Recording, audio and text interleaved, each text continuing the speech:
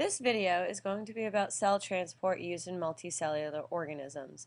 Basically, how particular transport methods are actually used in organ systems like the respiratory system and urinary system.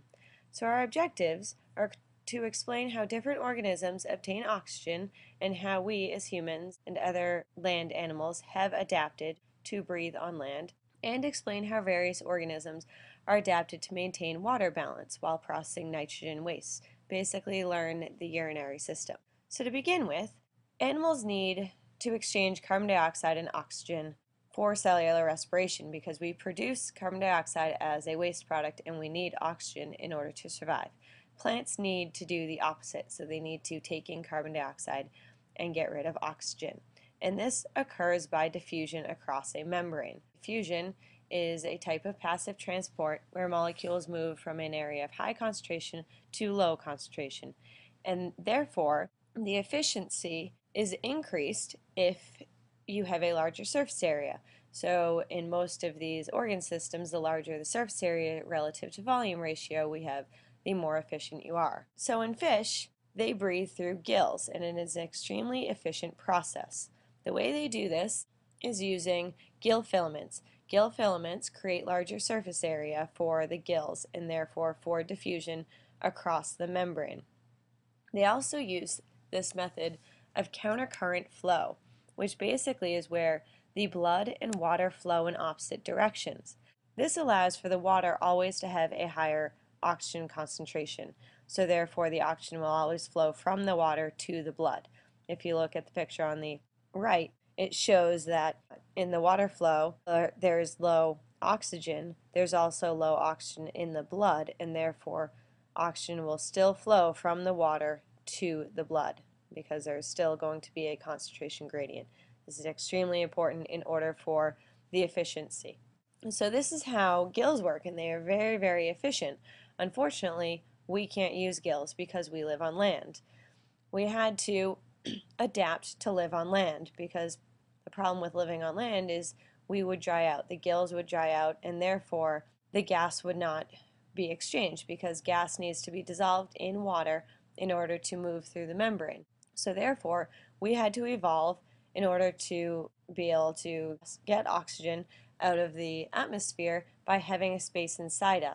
That decreases the evaporation, and therefore those membranes stay moist. We use our respiratory system, and our air comes in through your nose and your mouth and goes down your pharynx, and then your pharynx goes into your larynx, which is, if you remember, the epiglottis covers your larynx when you're eating.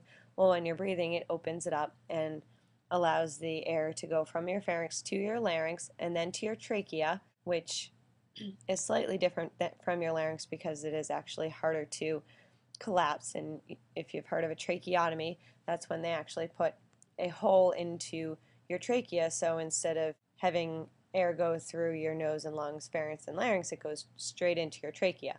And then you end up in your bronchi, which is where the tube branches and ends up at your lungs. And your lungs are a whole bunch of alveoli, so they're not two big bags, they're a whole bunch of small bags and actually look like a sack of grapes. And this, kind of like the gill filaments, increases your surface area, so therefore more gas exchange can take place because the alveoli is actually where the gas exchange takes place. So if you see this picture, you'll notice that the alveoli are covered with capillaries that have blood coming to them with very low oxygen and very high CO2.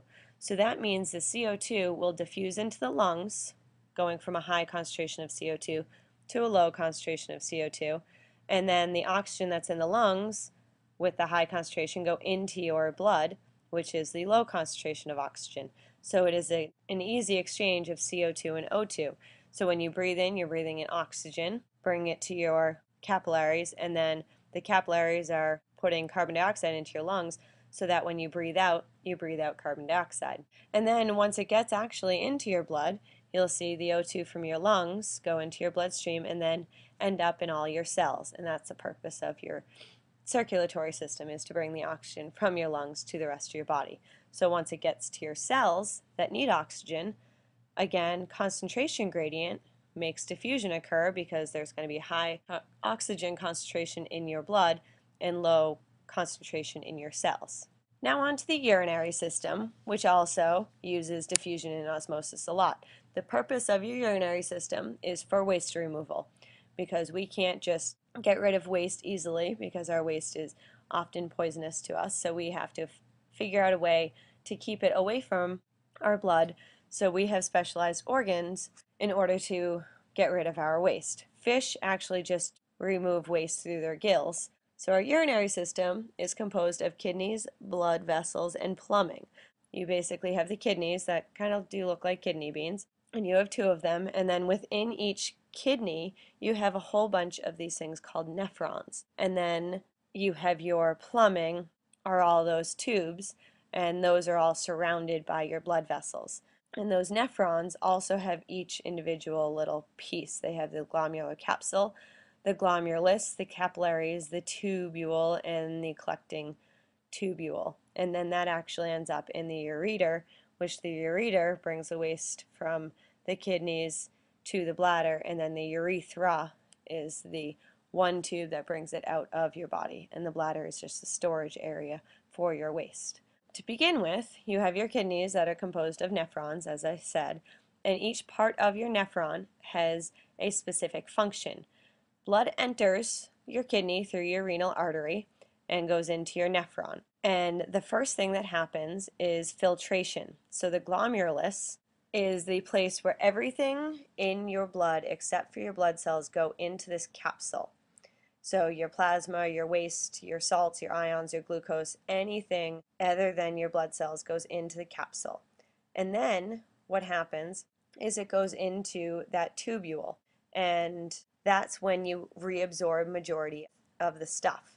So from the capsule, it goes into the tubule, all this stuff, and then as you see, you have blood vessels that surround the tubules that reabsorb the substances that are needed. And they actually reabsorb by both osmosis, which is the water, and also active transport. If they notice that there are sugars or amino acids or something that you actually need, they will actively bring it back into your blood. And this is actually where there could be some control by your body, and it actually can control what you take back into your blood. So if they know that you're low on sugar, they'll bring more sugar back in. So that's what happens in the tubule, and then the last stage is secretion. Basically what's left over after reabsorption, because that is supposedly your waste, is excreted through your ureter, that goes into your bladder, and then your bladder into your urethra. So that is how it exits your body. The idea is that whatever is not reabsorbed is waste. Now, you might actually be getting rid of things that you could need, but maybe you do not need it right then. So how you actually regulate what you're reabsorbing is through a hormone balance. And there are these things in your body, and there's a negative feedback regulation and positive feedback regulation. And these you can find throughout your entire body. And one example is with your kidneys, and you have a negative feedback regulation. And it's when potassium levels in the blood are too high. This hormone called aldosterone is released. And this causes the blood to release potassium ions into the tubule because your potassium levels are too high, so the blood wants to get rid of it.